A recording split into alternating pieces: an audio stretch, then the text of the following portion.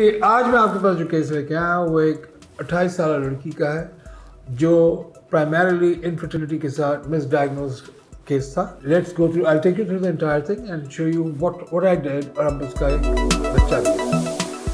अस्सलाम वालेकुम जी, मैं डॉक्टर ज़ार हूँ और आज का जो मेरा केस है वो एक 28 साल फीमेल जिसका कद 5 फुट 4 इंच, वजन 68 kg था और वो मेरे क्लिनिक में तकरीबन she came to me in around December 2020। उसकी जो प्रेजेंटिंग कंप्लेंट था वो एक्सट्रीम डिप्रेशन था, रोना था। She did not have a baby, she had gone to several gynaecologist के पास वो जा चुकी थी, लेकिन उसकी ट्रीटमेंट जो थी वो स्टैंडर्ड OCPs के साथ था ताकि पीरियड के साइकिल नॉर्मल कर सकें वगैरह। मैंने जो उसके टेस्ट ऑर्डर किए उसमें एक prolactin, I did thyroid, we did sugar which was GCT का एक टेस्ट किया हमने, टेस्टोस्टेरोन किया, DHEA एक हार्मोन है वो किया, growth hormone, cortisol and there is one thing known as prostaglandin जिसके बारे में मुझे शक था क्योंकि उसकी जो साइकिल थी, उसकी जो हिस्ट्री थी। अब प्रोस्टाग्लैंडिन का टेस्ट होता नहीं, इसलिए मैंने अज्यूम किया कि उसके प्रोस्टाग्लैंडिन हैं क्योंकि उसके जो फैट के जो एब्डोमिनल एरिया था वो बहुत हैवी था as compare to the rest of the body. तो here is the plan what we did after the results came in.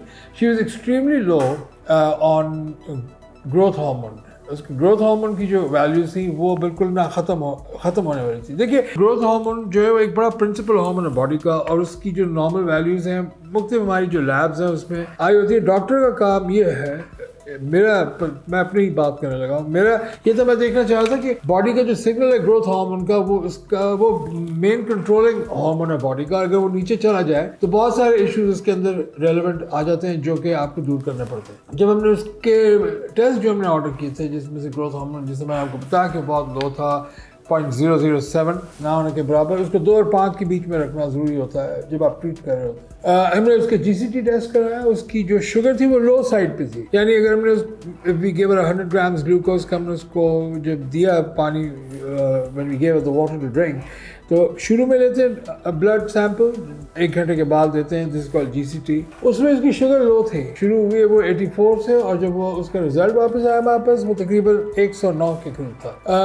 Insulin उसकी ज़्यादा थी 57 पे, जो कि नॉर्मली 22-23 होनी चाहिए। जो सबसे उसको एक और कंप्लेंट भी था, उसके यहाँ बाल बहुत थे चिन के नीचे वगैरह, और उसका जो फिर हमने जिसकी वजह से टेस्टोस्टेरोन टेस्ट करा जो कि मेल हार्मोन है जिसकी वजह से बाल वगैरह आ जाते हैं, जो कि नॉर्मल अप टू 70 होता है फीमेल्स में, she was at 166 and the cortisol जो स्ट्रेस हार्मोन है वो 419। अब ये सारे आपस में एक दूसरे से लिंक्ड हार्मोन्स हैं और इनके जब एक में कोई गड़बड़ होती है तो बाकी के अंदर भी हो जाएगी। जब एक फीमेल में, अच्छा मैंने उसका कोई फीमेल हार्मोन टेस्ट नहीं करवाया क्योंकि मेरे नज़दीक एज अ डॉक्टर मैं समझता हूँ कि मोस्ट ऑफ द फीमेल्स उनका जो रिप्रोडक्टिव सिस्टम वो ठीक होता है। अगर पीरियड्स मिस हो गए 2-3 महीने कोई बात नहीं, वो खुद ठीक हो जाएंगे। आपको एट दैट स्टेज OCPs लेने की ज़रूरत नहीं है, ये जो ओरल कॉन्ट्रासेप्टिव टैबलेट्स होती हैं 21 दिन की, या पीरियड्स को लाने की ज़रूरत नहीं है। हाँ, 4-5 महीने में, क्योंकि ज़्यादा 99% चांस ये कि आपके अंदर कोई और हार्मोनल इशू है, फीमेल हार्मोन का इशू नहीं होगा। इसके केस में जो कि प्राइमरीली आई मेरे पास इसलिए थी कि मेरे पीरियड्स ही नहीं हो रहे तो मैं उसके हार्मोन्स का चेक करता। वैसे भी I am very conservative, ultra conservative when it comes to female hormones. मेरा ज़ाती ख्याल ये कि हमें इतना कुछ समझ में है नहीं। हम ऐसी औरतों के पहले 10 दिन के, फिर मिड साइकिल के 10 दिन के, फिर लास्ट 10 डेज के साइकिल करा के we try to get an idea.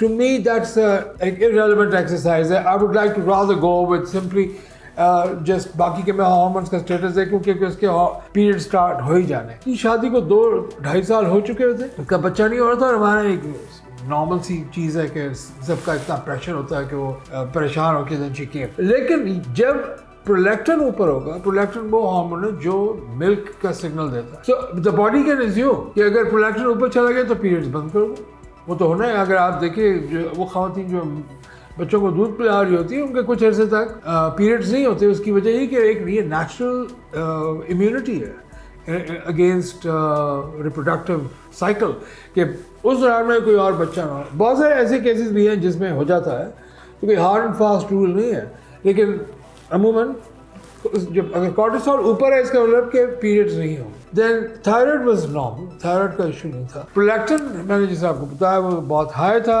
और DHEA जिससे बाकी के सेक्स हार्मोन्स बनते हैं उसकी जो अपर लिमिट है 340 होती है, she was at 380। So pretty complicated cases. तो जो उसका जो डायग्नोसिस था वो ये था कि उसके जो ब्रेन का जो हाइपोथैलेमस के जहाँ से सिग्नल्स आ रहे हैं, हाइपोथैलेमस सिग्नल भेजता है जिस ऑर्गन को, उसको पिट्यूटरी कहते हैं। तो hypothalamus pituitary adrenal axis failure आप समझिए कि उसको था, जिसकी वजह एड्रिनल जहाँ से कॉर्टिसोल बनता है जो स्ट्रेस हार्मोन जो मैंने भी आपको बताया वो उसका फेलियर था। उसके साथ ही साथ उसका hypothalamus pituitary ovarian axis failure भी था, क्योंकि वो जो पिट्यूटरी था वो जब एक हार्मोन नहीं सिक्रीट कर सकता तो वो ग्लैंड को जरूर अफेक्ट करेगा जहाँ पे एक्ट करके उसने हार्मोन को ऊपर करना या नीचे करना, और टेस्टोस्टेरोन उसका ऊपर था।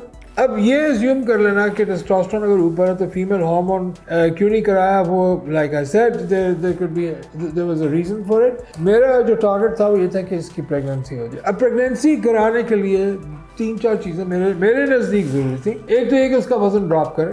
She was not really that, वो देखने में इतनी मोटी नहीं लगती थी, मगर 68 काफ़ी था 5'4" पे। सो आई डिसाइडेड, मैंने उसका कहा कि तुम्हारा 18 kgs वजन ड्रॉप करेंगे। और बल्कि जब उसका पूरा प्रोसेस स्टार्ट हुआ वो जनवरी 2021 में उसकी ट्रीटमेंट स्टार्ट हुई और अक्टूबर 2021 में ख़त्म हुई है। तो 10 महीने के अंदर उसका जो वजन ड्रॉप हुआ टोटल वो 19 किलोग्राम्स था। सो आई टुक इट फ्रॉम 68, मैंने 1 kg और कम कर दिया था ताकि ज़रा उसकी बॉडी आदी हो जाए इस चीज़ की कि 49 पे मैं उसको लेके आया। और उस दौरान में उसको फिर उसका DHEA नीचे करने के लिए एक उसको गोली दी ताकि उसका वो हार्मोन आए जिसकी वजह से उसके बाल झड़े, ये उसके कुछ दाने वाने भी निकल आए थे उसकी वजह से, वो भी नॉर्मल हो गए।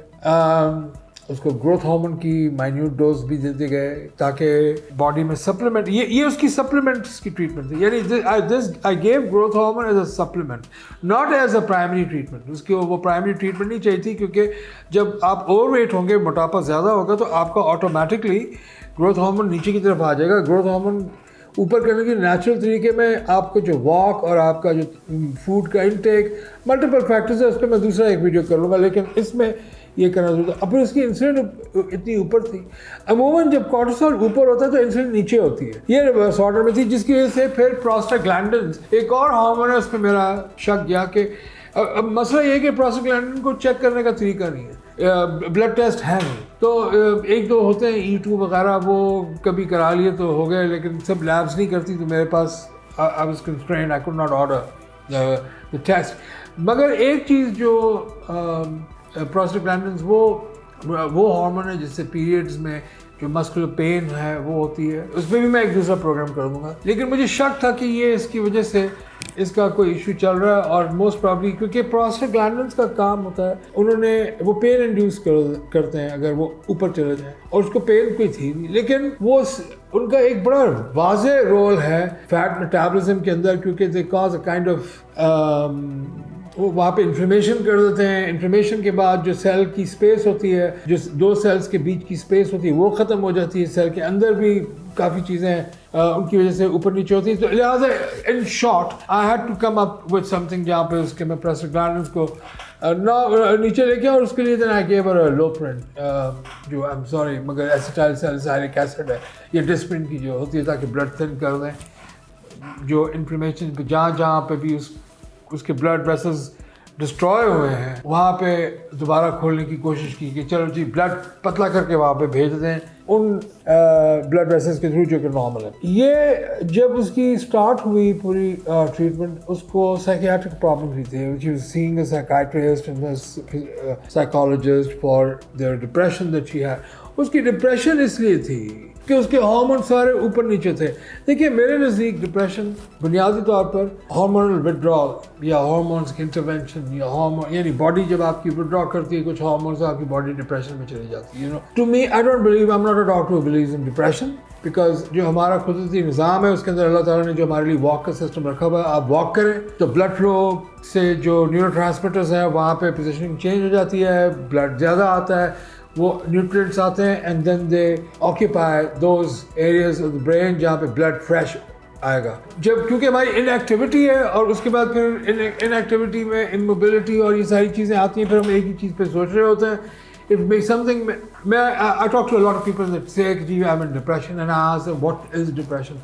I don't know मतलब ये गम जो है जो गमगीन सूरत हाल होती है इंसान की अल्लाह ताला ने ऐसा सिस्टम रखा हुआ कि it will automatically take you out. And I tell you ख़वातीन हज़रात वॉक से बेहतर एंटी डिप्रेसेंट मैं नहीं जानता वैसे डॉक्टर के इसलिए क्योंकि I have given it to a lot of हर एक को मैं भेज देता हूँ वॉक करने के लिए जितनी वो कर सकें उतनी करें उससे ऊपर नहीं क्योंकि ये भी एक फिजियोलॉजिकल प्रोसेस है प्लस ये कि इसको ये रूटीन का प्रोसेस है coming back to her case in 10 months उसका वजन कम हुआ सारे हार्मोन्स नॉर्मल उसके अंदर लेके आए अब अगला पीरियड था कि उसकी प्रेगनेंसी कब होगी फॉर्चुनेटली अगले महीने वो प्रेगनेंट होगी and then she just delivered a baby a few months ago and mashallah she's fine now in London. See you in the next week.